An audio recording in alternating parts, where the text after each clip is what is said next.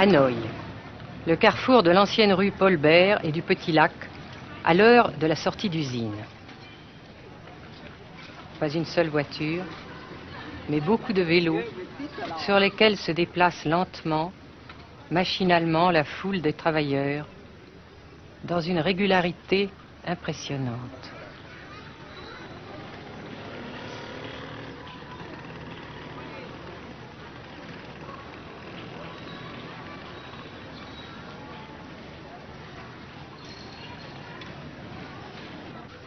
La sensation que ce pays est anormal ne nous a pas quittés au Nord-Vietnam. Anormal d'abord parce que toute vie individuelle a disparu au bénéfice d'un effort collectif extraordinaire.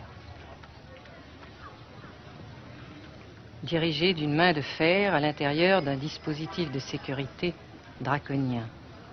Anormal ensuite parce que dans ce pays coupé en deux depuis 10 ans, un grand nombre de familles vivent le drame de la rupture qui alimente à sa façon la guerre du Sud.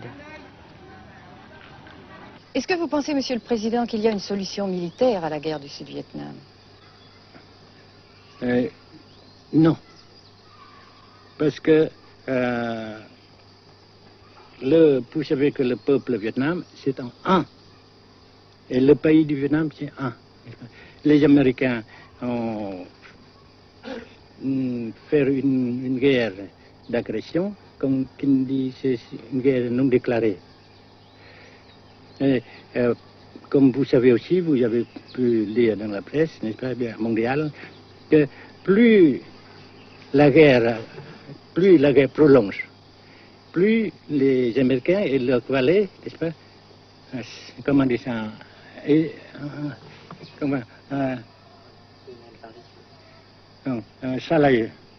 s'enliser, hein? Et plus ils supportent des échecs, comme vous savez, récemment, n'est-ce pas? Par conséquent, la guerre ne peut pas durer éternellement. Et je suis très heureux que les politiciens haut placés français ont reconnu cela. Vous pensez que le général de Gaulle pourrait en quelque sorte, à un certain moment, arbitrer le conflit? Arbitrer, qu'est-ce que vous comprenez par le mot arbitraire? Nous ne sommes pas des équipes de football. Hein?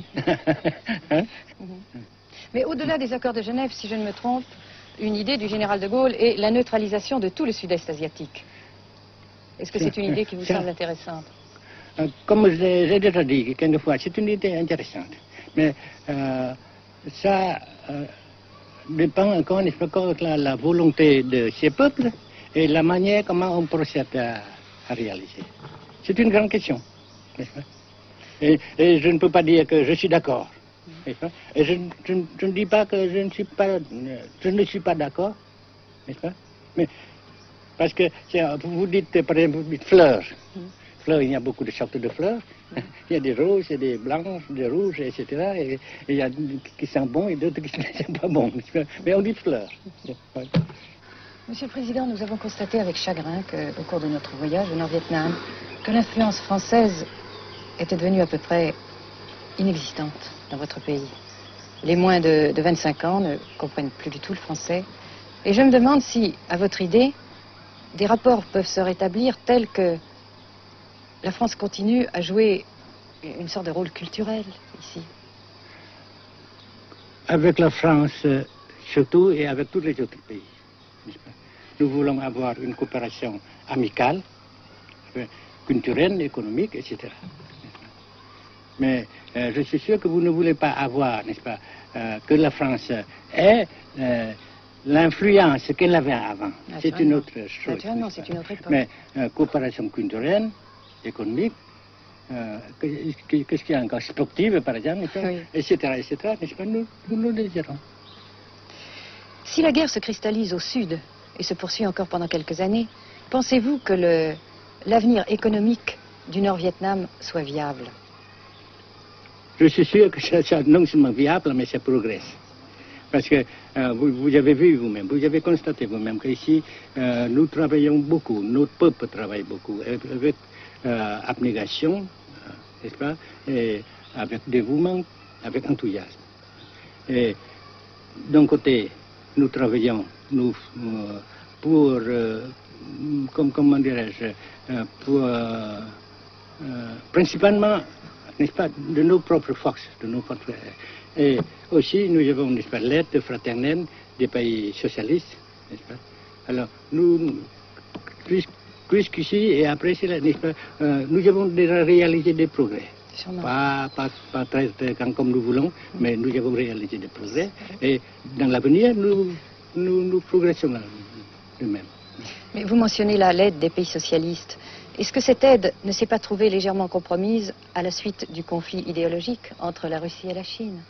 Non, parce que ces questions, n'est-ce pas, différences idéologiques entre nos différents partis frères, c'est nos affaires intérieures. Ça passera.